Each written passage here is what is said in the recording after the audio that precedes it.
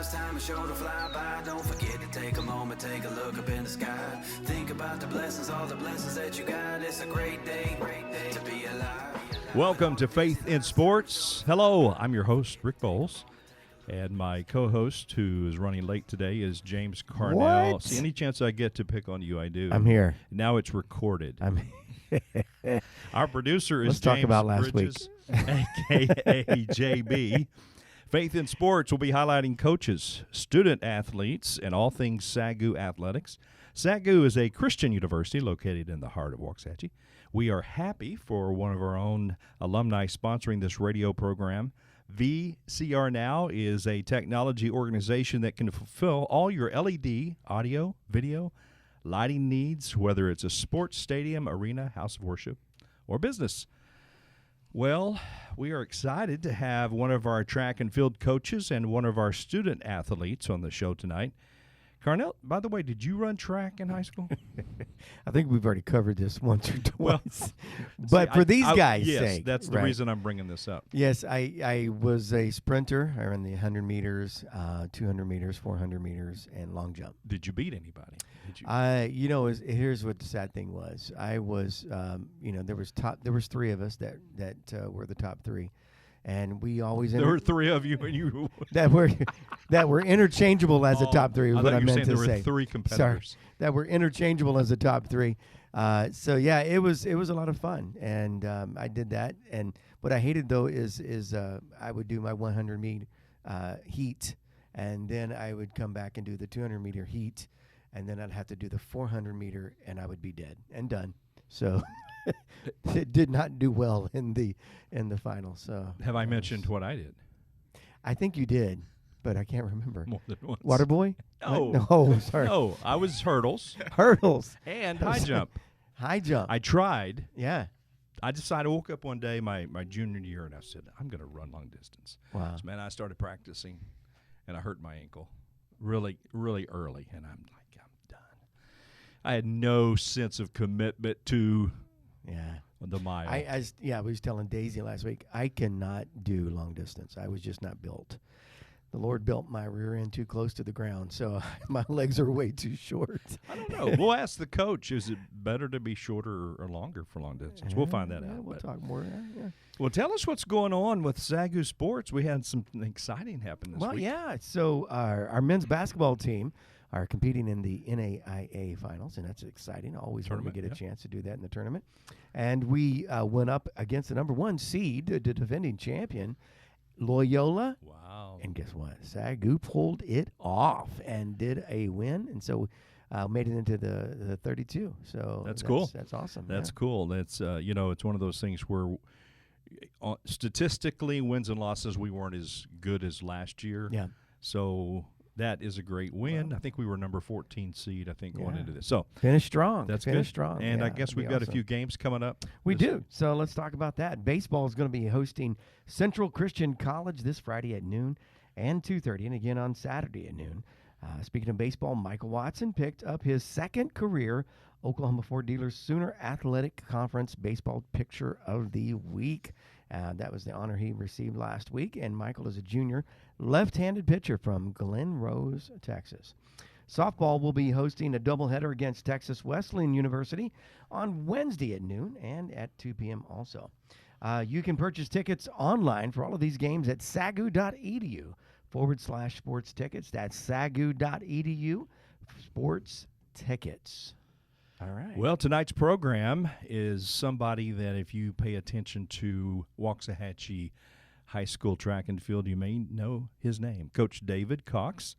And he has been in and around track and field here in Waxahachie for a while, and we're glad to have him. Also, I've gotten to know Charles Pulliam III. Is it CP3? Is that what we're calling him now? CP3. Yeah. There you like go. that. I've got to know him. That's a He's nickname. one of our leaders with the Fellowship of Christian Athletes here on campus. So, gentlemen, welcome, and Welcome, glad to guys. have you. Thank you for having us. Yeah, thank you for having us. So, Coach, So let's wait. get that question out of the way. yeah. So shorter legs or longer legs for long distance? Let's go. What's your opinion? I don't think it really matters. There you Long go. distance is more about the heart of the athlete having to run that far. Yeah. Of course, I can't even drive some of the distances they run. So, So you're telling me my excuse is pretty lame, right, for short legs? Okay. I am telling you that, but on the flip Yeah. side, you did mention 100 and 200 meters. Yes. Which tells us you're still young at heart, because back in my day it was 220 yards. Yes. And 440 Yeah. Well, yards. So I used to say that until everybody looked at me kind of weird, and I'm like, yeah, okay, it's 100 meter, 200 meter. But it was crazy. I didn't train for the 400. But coach said, I need an extra body to get in there. And, that killed me. I threw up every time after every race. It was not fun. they say nothing's stronger than the heart of a volunteer. Yeah. I don't know about the heart of a voluntold. Exactly. Having to get in and run it. Exactly. That was no fun. Well, Coach, you are the assistant track and field coach here at SAGU. You began your coaching career in around 1993 and started coaching in WISD around 2002. Do I have that right? Can you sir. remember that far back? Yes, sir. Yeah. And so when did you leave WISD and start coaching here at SAGU? Well, it was kind of, I'm going to say it was a God thing anyway, because, COVID had hit, I guess, the spring of 20. And my wife and I had downsized. We lived north of town, and we bought a little house here about 3 blocks from campus. And so we'd been remodeling it. We moved into it that spring break, the weekend before spring break, before everything shut down for COVID. During that week is when Jason called me about the Head coach for track and field. yes, Yeah. Jason Covarrubias, about the a possible coaching position here at SAGU. So it's kind of one of those things that God's timing is just impeccable. Yeah. We just moved in, and so we talked about it, and of course we were shut down for the rest of that school year, and we talked about it a little bit more. So when we started back up in the fall, which would have been fall of 20, then I stayed at Waxhatchee, and I was just teaching at that time, and still doing some little coaching, just going out and helping when I could. But then that's when I started here at SAGU. So I would get out of school 4 o'clock, and then we'd start track practice and go through that. So it was actually, for that 1 year, I was doing double duty on that. Sure. So tell us a little bit about Dave Cox. Where'd you grow up? Just a little bit about your faith story. I grew up in Red Oak, right around that area, and it was, time Red Oak's just a little small town, and it's growing, it seems like exponentially. But my upbringing, we'll just call it was a rocky upbringing. We'll just leave it at that. So faith was never a big thing in my family. Adjusting the microphone a little bit there, since we're not on TV. I do have a radio face. But God, it gets kind of tough to say it, but it wasn't a big staple in our family. And God rest both my parents, that they're both passed away, but it just, it wasn't really pushed. I can only remember a handful of times that we even went to church, and it was I don't want to say non-existent, but very, very low existent. And then, a bunch of stuff that went on with just having a rocky childhood growing up. So, I went to college, and excuse me, I was afforded the opportunity to go to college and run track, and being from a poor family, the only way you can go is to have somebody else pay for it. And, I tell the kids that, my time in college, it was not one that I'm proud of. I lived a lifestyle that probably wasn't, it was detrimental to being, first of all, Christian, second of all, detrimental to being an athlete. And, it wasn't until a little bit later on in my life that, I finally started listening to God. Actually, it's February of 1994. And what had happened is I'd graduated in 92 and come back and was doing some stuff at Red Oak, just coaching. And, you can always blame it on a woman, but God knows exactly when to put somebody into your life. Yeah. And that was one of those things I really saw that, I saw the greatness of God, that he would take somebody like me and be able to put somebody special in my life. Mm-hmm. And, that was just a monumental time. And I say that February of 1994 because that's really when I really just decided, okay, God, I'm yours. Mm-hmm. Yeah. And I say that because 2 days later I proposed to her. Oh, and awesome. then we ended up getting married. We've been married almost 30 years. So he got galvation before salvation. Salvation. There you go. But it was just, and I look back on it, and of course, everything that I went through growing up, it molds me for the person that I am now. Yeah.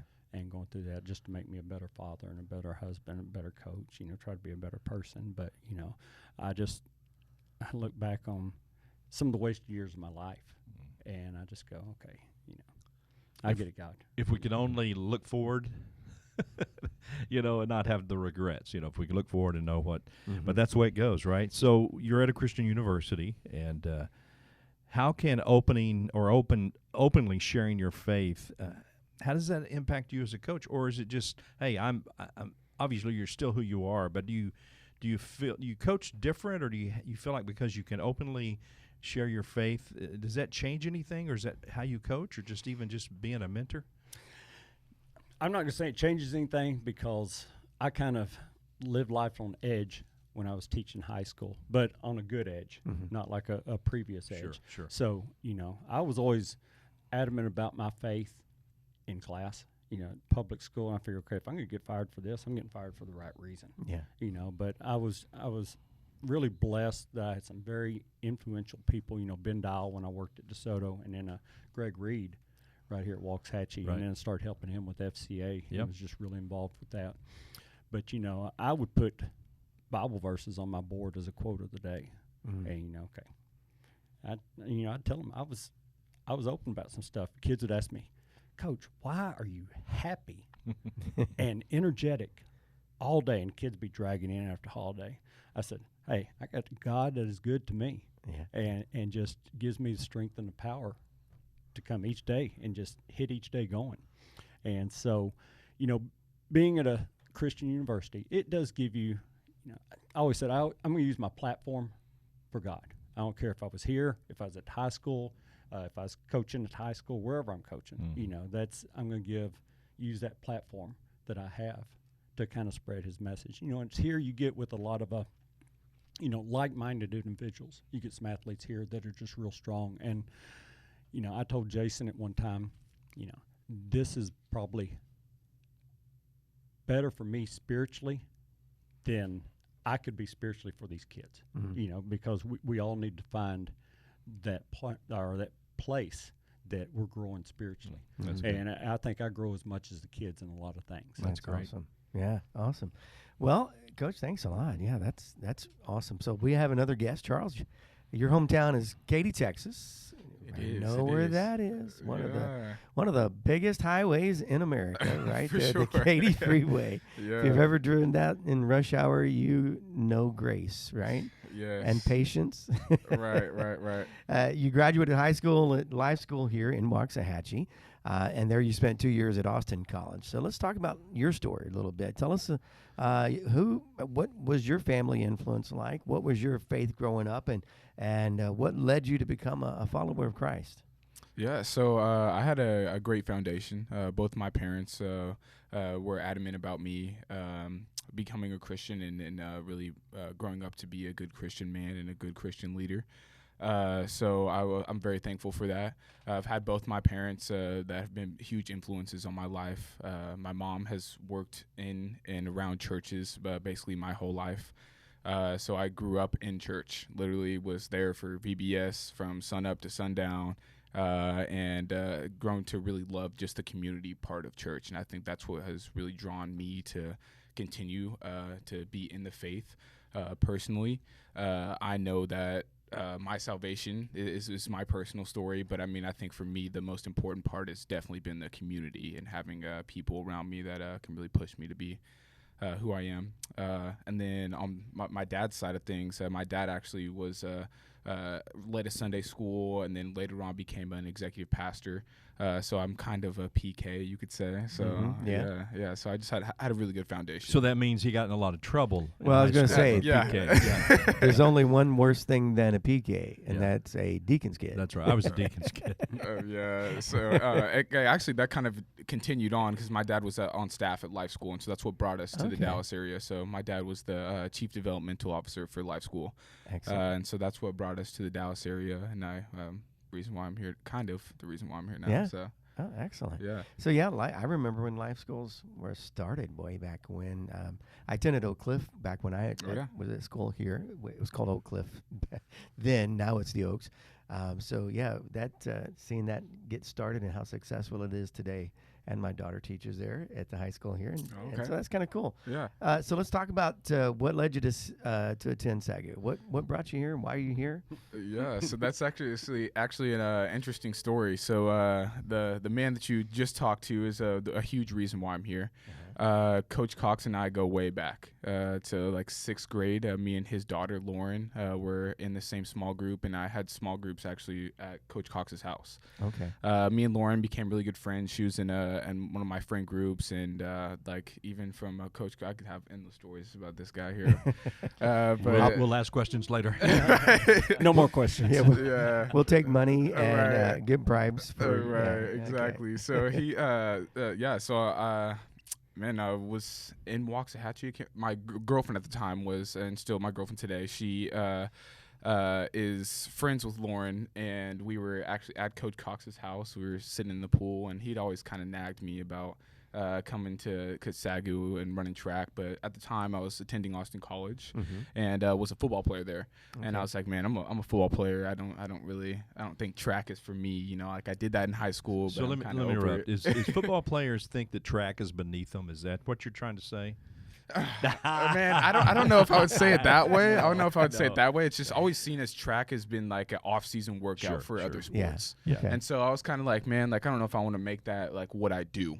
But yeah, so he kind of just kept nagging me about it, and I was like, man, Coach Cox, like I know I love you, love your family, but I don't know if that's for me.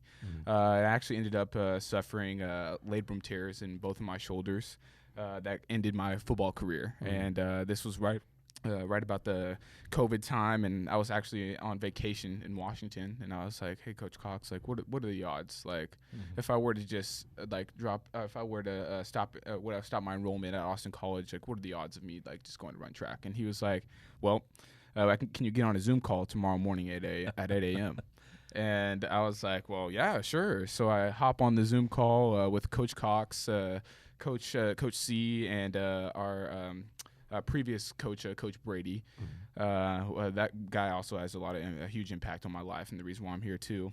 It's just now kind of looking at it and talking about it. It's such a divine, a higher power God had his hands all over that situation. Yeah. Coach Brady was actually the starter at my district track meet in high school. Like to go even make another connection into the loop. Yeah. And so after a short conversation with them through a Zoom call, I decided to enroll at Austin College and attend SAGU. Awesome. And so a huge reason I'm here is because of Coach Cox. Isn't it amazing? This, the Bible says the steps of the righteous are ordered by the Lord, and man, we don't literally take that sometimes, but it is. I mean, it's like, okay, you're going to go here, and then the doors open, and it's just amazing. You look back years later and you go, wow. Yeah, look what the Lord has done, right? I mean, it's so cool. Definitely, yeah. Especially as a senior now, looking back, I'm just like, man, like it's crazy that I've been at SAGU for 3 years. One, and two, also to have such amazing role models and leaders in my life that have really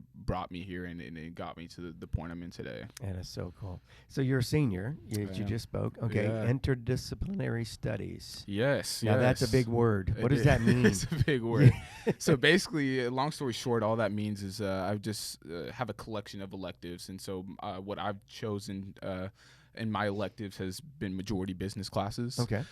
Just because I enjoy hospitality. So I work at a restaurant in Dallas called Catbird, and I really love working there, and I think that's what I want to do for my career is go into the restaurant business and kind of just become a restaurant guru, if you say so. That's awesome. I think that's, and the reason I asked that question, I think because it's really important to know that some people have, thought that SAGU is a pastoral college or a ministry, but that's not true. Actually, we have, I think currently 60% of our students in undergraduate are enrolled in a we would call marketplace ministry degree, where it's not focused on Bible or church or whatever. Yeah. So it's really cool to hear, hey, you're going to go in the restaurant business. Yeah. And you feel like God's called you to SAGU. Hey, people, guess what? You can go in the restaurant business and come here at school and get some great students. We have great students, great teachers, all that cool stuff. Awesome. Yeah. It'd be good to have in my corner because I'm in the business of eating at good restaurants. Yeah. Yes. Well, you know where you can go. That's for Yeah, sure. I got that Dunlop disease. My belly Dunlopped over my belt. So, Well, Coach, let's talk a little bit more about track and field. So, what are the events that you coach? Is it more than what we call the jumping or go into a little more detail as associate or assistant coach? It might be easier to say what I don't coach. Okay, there you go. Distance. Distance. But everything else, So you're involved with it all. I have my hand in, and I focus mainly on the throwers, the jumpers, the hurdlers, and the combined events, the decathletes Sure. and heptathletes. But then, kind of help out as needed with sprinters or anything. So Well, we have a new track, and I know it's just been a short while that y'all have been able to practice. But what is it from a coach's perspective? We heard from Daisy and a few others as a student, but what is it? How's it changed? Because you're not having to travel everywhere even just to practice or send them out. So it's been a few weeks, but tell us a little bit about the experience of having this right in your backyard. it's just truly a blessing. I mean, first and foremost, for these kids to have something now that they can call their own, and to see the pride that they have towards that track and everything, and from the administration to the student body and everyone. I mean, it's a huge deal, especially at smaller NAI schools. You don't see many of them that will have a track. Excuse me. And so, for those kids just to come out and be able to just walk right out to practice, or if they have something come up in class and, Coach, I'm going to be out a little bit later on. Now, we don't have to try to schedule going to 3 different sites to do that. So the convenience of it is just, incredible, first of all. But then, like I said, just the pride factor of these kids going, Coach, look at this. Look at this. And it's been a long time coming. It's going to be there for, the framework that these guys right now are setting that will carry over, help bring in new kids to replace. Like when Charles, it's going to be hard to replace him when he leaves. I don't know what I'm going to do, but still to be able to bring some in. Sure. And, it's just a good selling point. Well, I can't wait till we actually host a meet here. That'll be fun, and, Yeah. and I know we were kind of hoping to do that this spring, but we will and get it all worked out. It takes a while to plan all these meets It and what does. have you. So, well, let's talk a little bit about the highlights of this season. I know that there's been several great opportunities for our athletes to do some championships, and I know you do indoors, you do outdoor championships. Just kind of give us you don't have to name names unless you want to, but just as a coach, what has this season been for SAGU track and field? It's just been an incredible season, an incredible season of growth and performances. And, to see some of these kids that, started off in the program 3 years ago to some of these freshmen coming in. And, the obvious highlights of it would be, Charles making it to nationals in the hurdles, Nick Henderson making it to nationals in the 60, Sam Molina making it to nationals in the 600, and in Montreal making it to nationals in the heptathlon. But, I think we've got to celebrate, and I tell the kids all the time, you got to celebrate you. Comparison is the thief of joy. And I look back at, just little things, PRs by a kid, Haley Lindsay when she set a PR, or Ish, or just anybody when they set that PR, just the smile that comes on their face. I think that's the biggest accomplishment. I always tell kids you don't have to stand on a podium to be a champion. Right. And these kids, just in their character, in their actions, how they represent, a Christ model, a student of SAGU, and then an athlete. I think, to me, those are the biggest accomplishments. Track will be gone in no time, but they're always going to be a son or a daughter or a husband or a wife, Sure. and that's the biggest accomplishments I think I see is the growing of them. Again, but the athletic-wise, I'm just not going to say just because you make it to nationals that's a huge accomplishment, because everybody's going to have their each accomplishment. Sure. Now, it was for these, you're sitting there looking at Charles. Charles is one of the top 25 in the nation. Of all schools in the nation. And that's how all of them that went up there. Montreal ended up 15th in the nation. Nick was I think he was 29th. 29th, and then 29th. Sam was 10th. So, obviously those are noteworthy Sure. accomplishments, but there's been so many accomplishments that weren't at that level but are equally as important. That's neat. Wow, that's awesome. So, man, I'm hearing you rattle off some of these accomplishments some of these guys are doing. And Charles, here you are, your senior year. We do have graduate school here at SAGU. Just FYI. I do know that. I do. I'm just putting the hook in there, right? Trust me, I've heard a lot about it. Have you? I've heard a lot about it. I We're get constant emails all the recruiters. time. We're constant recruiters. Hey, man, lion for life. That's what I say. Lion for life. So, you've hit some standards this year, right? The NAIA B standard in the 60-meter hurdles at the time of, was it 8:37? Is that correct? Right. Yeah. And so, you did, what does that mean for you when you look back over your career and where you are now versus then and some of the personal records you've set? What does that mean for you here, your time here at SAGU?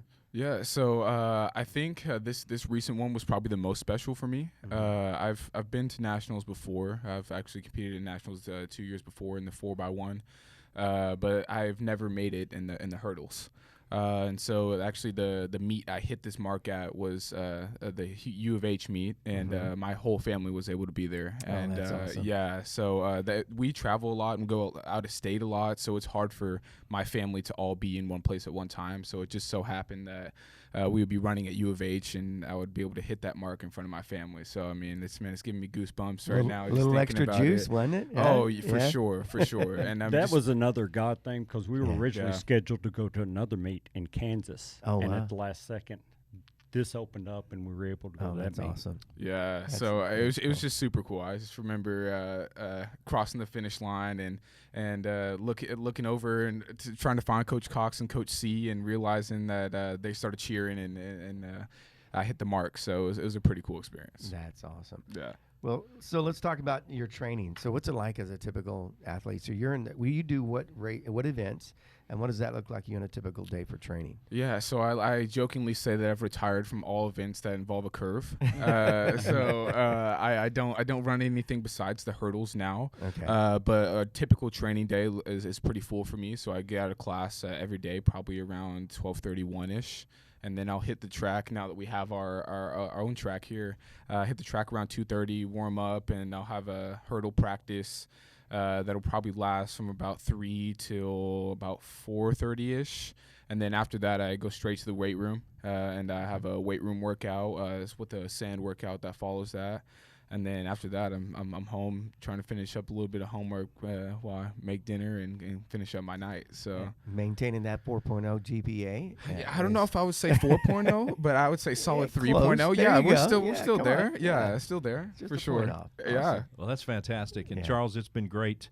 I know we haven't maybe done as much as we wanted to with FCA, but it's great getting to know you through that, and just your spirit just excites me when we see students as administrators. We see students come and go and in the hallways, what have you, but just to hear your stories and see how you got here, and we expect great things from you, and probably one day you'll probably own your own restaurant. There you go. That's Can't the wait. goal. That's the So goal. we're going to pass the mic over to JB and talk a little bit about our sponsor and finish up this show. But gentlemen, thank you so much for joining us tonight on Faith and Sports. It's our pleasure. JB, take it away. Well, VCR Now is so proud to promote their brand on this broadcast. Driven by producing quality LED video boards, state-of-the-art audio and video production systems at affordable prices, VCR Now makes sure to listen to your needs as an athletic department, business, or church before recommending the next best steps. Come by the campus and visit the Schaefer Activity Center and check out the double-sided LED scoreboard provided by VCR Now. For more information, visit vcrnow.com. All right, guys. Thanks for being with us today. Can I add one more little fun fact? Yeah. JB was a student of mine. at Yes, one time. sir. Oh, wow. And I can corroborate everything he said about doing it in the classroom. I promise you, he did it. That's great. awesome. That's Well, thanks for fantastic. being here, guys. Faith in Sports is a broadcast property of SAGU, a Christian university located in Waxahachie, Texas. We have over 70 undergraduate and graduate degrees, including on-campus and online options. Faith in Sports is sponsored by VCRNow.com. Visit SAGU.edu for more information. Also, stay up to date with all things SAGU Athletics at SAGULions.com.